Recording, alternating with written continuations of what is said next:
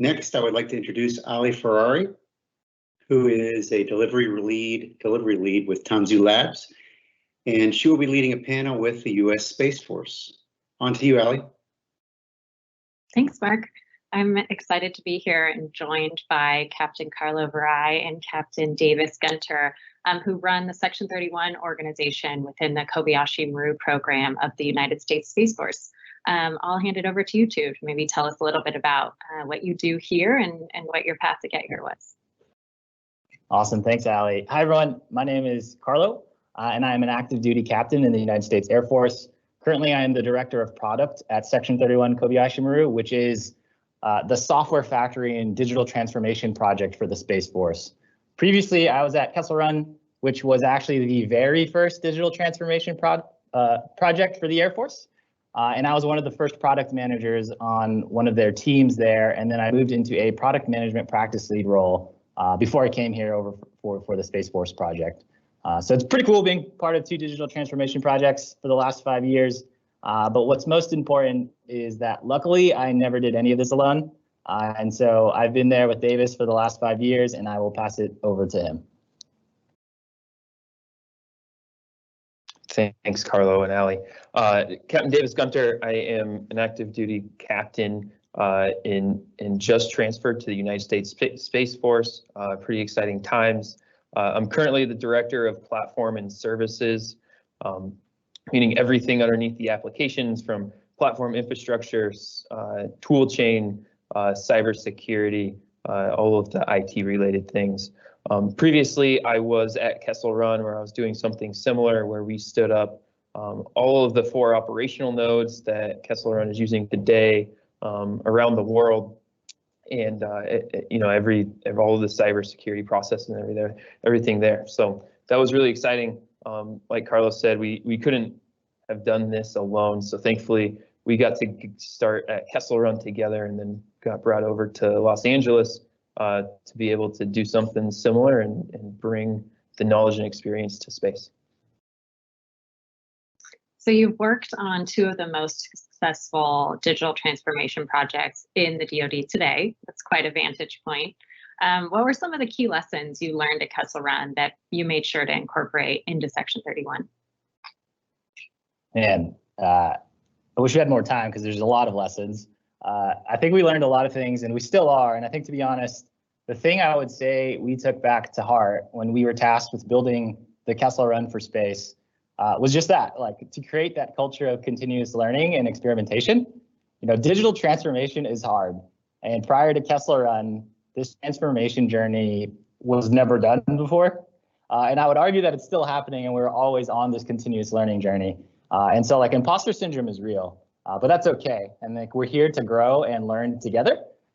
And what's really important is that we take people on that continuous learning journey with us, like all of the people, internally and externally. Without support, advocacy, or champions, it would have been impossible to stand up Section 31. It would have been impossible to stand up Kessel Run, which would have ended up spurring all of the other software factories that are here going on in the DoD. And so what was really interesting that we learned and are trying to really incorporate here, it's like, you know, in traditional military culture, it's often assumed that you just get thrown into the fire and you're expected to just figure it out, know what to do, and make decisions. And like, while it's great to instill initiative and like self-sufficiency, it does create this like false sense of competence at times where, you know, military people are often scared to admit that they don't know something. And I was one of them. But like, man, did I not know what I was doing? And like, sometimes I still think I don't know what I'm doing is the right thing, but I know I want to grow. I know I want to seek feedback, and I want to learn and experiment. And so we've learned and have focused so hard on creating that culture around gratitude, humility, and honesty so that we can all become better together, that we can grow and not feel unsafe, you know, in this completely new world of digital transformation in the DoD. And so for me, yeah, taking back that whole continuous learning mindset and bringing that into your culture and instilling that into your people that you lead is one of the biggest things I took away. What about you, Davis? Yeah, that's. I think we both feel those things. Making sure that we don't have something that is personality based. You know, with a lot of startups, there are personalities that are at the helm of that. But you know, if we don't grow and help our people below us coming up to take our places, then we're not doing our jobs. I think something a little bit more tactical that I learned was really being able to keep our platform organizations and our application, more so our platform portfolios and our application portfolios closely aligned. We found early on that when there is misalignment between those two portfolios, things can go awry, and when that happens, our users are the ones that suffer, and ultimately that's when the mission can suffer. And so something that Carlo and I really focused on with Section 31 coming from Kessel Run was staying closely aligned between our two portfolios and ensuring that every step of the way we are not only between us, but all of our teams are approaching problems together, and doing that humbly, I think is a really big aspect that is difficult to find. And so when it's started between the leaders, I think that is when we are able to really achieve awesome success and transformation that is lasting. Yeah, that's also obviously had a huge effect on the Section 31 organization. So thinking back to knowing you wanted to bring those ideals with you into KM, what was it like those first days and months meeting your new leadership and acquainting yourself with the Kobayashi Maru program? Oh man, dating back almost 2.5 years ago, we came from an organization that was that enabled us to own what we were doing, and we were given a lot of autonomy from leaders that's very rare. So we stepped into an organization where we thought we were going to somewhat be met with open arms and be able to step in and deliver. But it turned out we had to be a little bit more scrappy than we had anticipated, operating at a lot higher levels than what most young officers in the DoD are used to or get the chance to be at. So thankfully, we had that good example for 2 years from leaders within Kessel Run that helped us achieve that. And then we stepped in and we were able to get a lot of tough cover from really important folks that believed in what we were doing. And we started with one application, and we just had to build that operational trust, which we'll hit on later. But I think that's really one of the biggest things is just being able to get in with that operational community and understand what our users needed and wanted and how we could deliver on that as quickly as possible. Yeah, and then for me, kind of along the lines of the first question with my response, it was exciting, overwhelming, and just straight up scrappy. Davis and I came as these bright-eyed, bushy-tailed, naive young lieutenants who came in thinking we could take over the world with digital transformation, especially if they wanted us to go and figure out how to do it for space. And obviously that was completely the wrong mindset, but it really came down to how do we even get this going? And really it was about educating and enabling nonstop. It was like we were on Shark Tank and we were trying to pitch our proposal for digital transformation to all of these stakeholders and leadership folks so that we could get some seed funding and actually go and make it happen.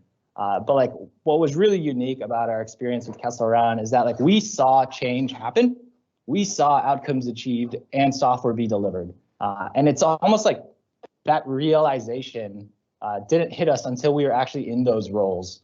And it instilled a passion in us that we never knew we would have before. And we just wanted to be able to share that experience and perspective with all of these stakeholders so that they can, we could get that initial kickoff going so that we can prove to them and that they can actually experience it themselves. And really it's ended up allowing us to have that champion to allow us to scale and grow. And so I would say, really around spending, the first 4 months going around creating presentations, going and talking, enabling and educating all these folks who know nothing about Agile, DevOps, or just digital transformation because they've been so used to the way that the DoD has already been building software for the last 20 years. That discrepancy between the stakeholders in the Space Force and stakeholders in the Air Force was pretty big. We thought that because we were coming from Kessel Run, everybody in the Space Force already knew about Kessel Run and that they were willing to go and take that leap of faith and go through this change. That was definitely not the case. And a lot of people had no idea what the heck Kessel Run was, like what is DevOps, again, all of that stuff. And so we spent a lot of time, being very mindful about that, to take those stakeholders with us on that journey so that they could learn and then feel a little bit more safe and a little bit more comfortable to invest in us so that we can then go and prove it. And now we've kind of just let our actions speak for itself and delivered for them, and kind of hoping to continue that and continue growing as we mature. So you've talked a little bit about scale. You're both leading a 140-person organization that includes application, cybersecurity, platform, and infrastructure teams. That's quite an accomplishment. What are those teams focused on today to ensure that they're a robust software company? Yeah, big question that we're getting all the time now with those exact same stakeholders after we've taken them through kind of that phase one journey. From an application development standpoint, a lot of our feedback we've been receiving from those stakeholders has been around scaling towards a larger ecosystem or enterprise capability, because that's traditionally what they've been looking for in the requirements documentation or what Congress has kind of created out of these programs. And so it's around creating that kind of capability, or really understanding how do you deliver this traditional DoD system of systems architecture. And so we've been able to deliver successfully individual applications to production, but like, what about integration? What about delivering towards that larger shared outcome across various customers and systems? It's taking that next step has been a huge focus for us, and we've done a few things. First, we've stood up a portfolio team with the core focus of aligning all of our product teams within that portfolio to higher level outcomes and to ensure that they are working on the most valuable thing. That portfolio team is now kind of responsible and managing 6 of our product teams. And they have helped introduce objectives and key results as a way to measure and track progress for all of our teams, and also as a motivator for the teams to understand where they're trying and need to go. So that's been super big on kind of the product direction side and how do we align all of our teams. From a technical standpoint, we initially scoped our teams intentionally to solve that specific pain point so that we can deliver fast. And so, yes, we delivered these individual applications on purpose. And it's because we wanted to start small and prove that we can deliver. But of course, we always need to do more. Once our stakeholders get a taste of it, they just want more because they think that you can, it's a double-edged sword. They believe in you, but now here's the next thing that they're expecting out of you. But now that we're more mature and we have applications in production, it's really become about how do we bring it all together, assuming there are shared outcomes so that we can bring additional value for our customers and new customers too.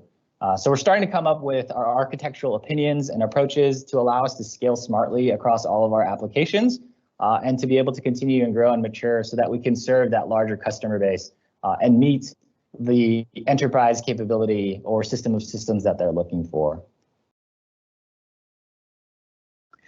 Yeah, I think being able to take that thin slice of a problem set and break it down is really important in delivering on the next most important problem, and figuring out how those fit into a larger system of systems, like Carlo was saying, is so vital. We see so many legacy systems that want to deliver a huge drop of capability, whereas we're breaking that down into so many thin slices that then we're seeing we can deliver a lot faster to the entire system capability through applications, and then those applications integrating together, and then those integrations growing to a larger community.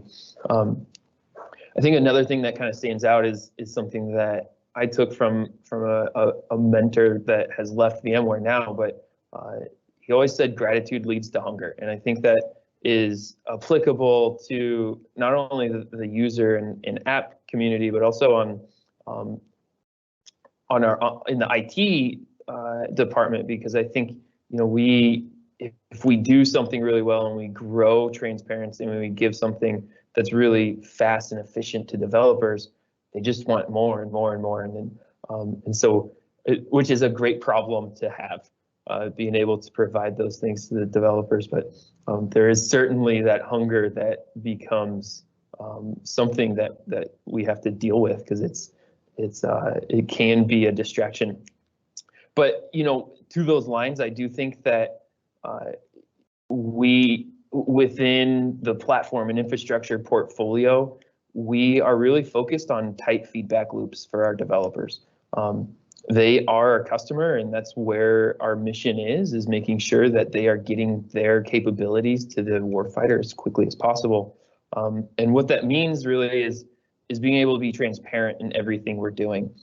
Because we are deploying to operational networks where most developers don't get to see their code running, or they don't get to get onto that system, we have to be really transparent in how we're deploying that code, and everything that goes into it, from cybersecurity to each little service and configuration of what we're deploying. So that is really big for us, and something that I think has really shown our alignment between our portfolios is just building that trust between our entire organization with that transparency, and then that comes with predictability, and then that becomes a lot more effective in being able to have a continuous delivery model.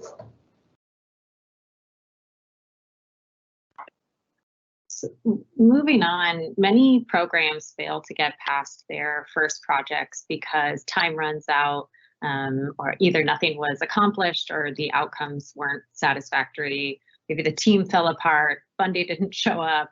You can tell there's a pattern here. Anyway, you succeeded, and your team is now an exemplar of early stage digital transformation in the DoD. What do you believe were the conditions and events that led to you crossing the pit of despair and becoming a first-class burgeoning software company? What might you say to other folks attending this event who are hoping to experience this for themselves? It feels somewhat surreal that you would say we're a burgeoning software company.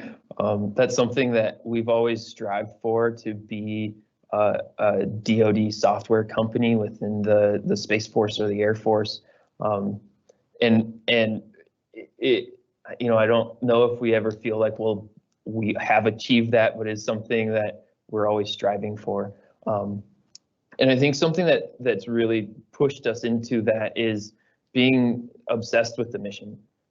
In the DoD, there's a huge gap between acquisition and operational communities. And that stems largely from the trust between those two communities being broken for so many years. And there's animosity between the two that really is unfortunate. And so the ops community has never had the opportunity to have software delivered to them in a way that they get to influence, and they get to have feedback on, and they get to provide like real-time feedback and see the results from that within 5 days. And so that blows their mind. So being able to get them to understand that we can deliver a solution that is maybe 70% of what they wanted. They don't have to go write it down in a requirements document and wait 5 years for that to get implemented. They get to see that 70% solution grow within 6 months' time, which really just blows their mind. And so as we developed and as we got more users and more people to understand what we're doing, that trust grew. And I think that's the biggest thing, is just being able to get that operational trust. And I think it wouldn't be possible with a lot of our partners that we do have, but staying mission obsessed, empathizing with our users and delivering continuously on our outcomes is it really makes us understand what the mission is, and then ultimately our users are able to carry out an effective mission that is much more efficient. Yeah, just like Davis, I really appreciate you, Ali, thinking that we've made that. I think we are constantly trying to improve and grow, and we may or may not have actually crossed that pit of despair, or like maybe there's multiple pits of despair, and like you're just kind of along the road. But like I said in the beginning, digital transformation is hard, and everything that we do, though, it always comes down to the people, and we should always care about growing people and creating an environment that allows them to thrive. Because in order to achieve any outcome, we need our people to make it happen. And it's especially critical in creating like this new organization that really puts a lot of responsibility and accountability on the government, on our own teams. It's about people, the processes they utilize, the products they build, and ultimately the customers they serve. And I think that's what makes this job so exciting for Davis and I. It's meaningful, impactful for not only ourselves, but for the warfighter that we serve. So like long story short, I would say the conditions and events that I think led us to crossing this hypothetical pit of despair was really creating the conditions and environment to allow our people to thrive and cross that pit of despair themselves. So allowing the people that are actually making the magic happen to believe in themselves, the importance of the mission, and care about growing and changing the Space Force just creates truly something special. And I think really that ultimately the people in our culture lead us to continuing on this path of hopefully continued success. As we start to think about wrapping up, I'd love to know if either of you has final thoughts, again, thinking about our audience and what we might impart on them as they think about taking up efforts like this within their own sectors. Yeah, I think, we talk a lot about digital transformation, but maybe for folks that haven't been following like this whole Department of Defense, revolution, why is it even important for us? Section 31 and Kobayashi Maru are what you call a software factory.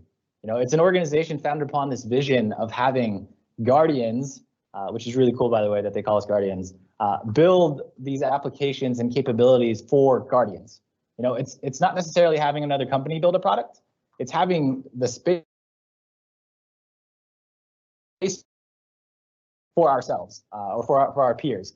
And so it really comes down to creating an organization and a culture that empowers and trusts people to make those decisions, to have that autonomy, to build those relationships like Davis mentioned, and to take full accountability of building and delivering amazing software. And this is all historically against the grain of what the last 20 years of the DoD has been. And I think it's really fun trying to build something like this and like have that high goal of challenging the existing paradigm within the government. And so again, yeah, at the end of the day, I think to make this successful, it's about a culture. It focuses on growing people and empowering people. Davis, any final thoughts? Yeah, I think something that is somewhat intimidating here of like somebody stepping out and saying, I want to do this. I want to do this in my program. I want to do it, whether you're commercial or private sector, public sector. I think it's possible. And I think when we see all these stories, with the FAA and then somebody like T-Mobile able to do all this as well.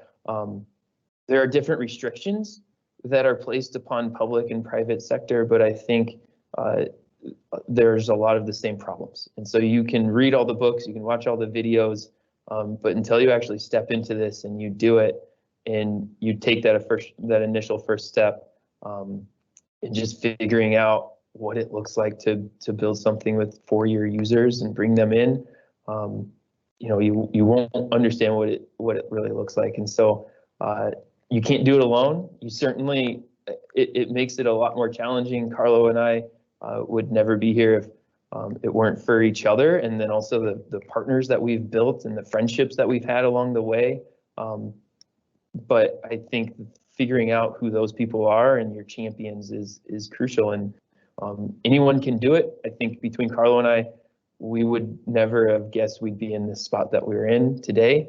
5 years ago, even, I don't think we would think that we're here, but we are, and we're doing it, and it's fun, it's hard, it's rewarding, and ultimately it's something that we truly believe in committing our career to. So I think just being able to find that passion and being able to commit to it is really crucial. I can definitely say it's been a privilege as a Tanzu Labs team to be able to be part of that journey and work with folks like you. It's definitely what makes it all worth it. Thank you both so much for your time today. and for sharing your insights and journey with us. It's really remarkable and inspiring. I'll pass it over to Chris and Pat, who are going to take us home.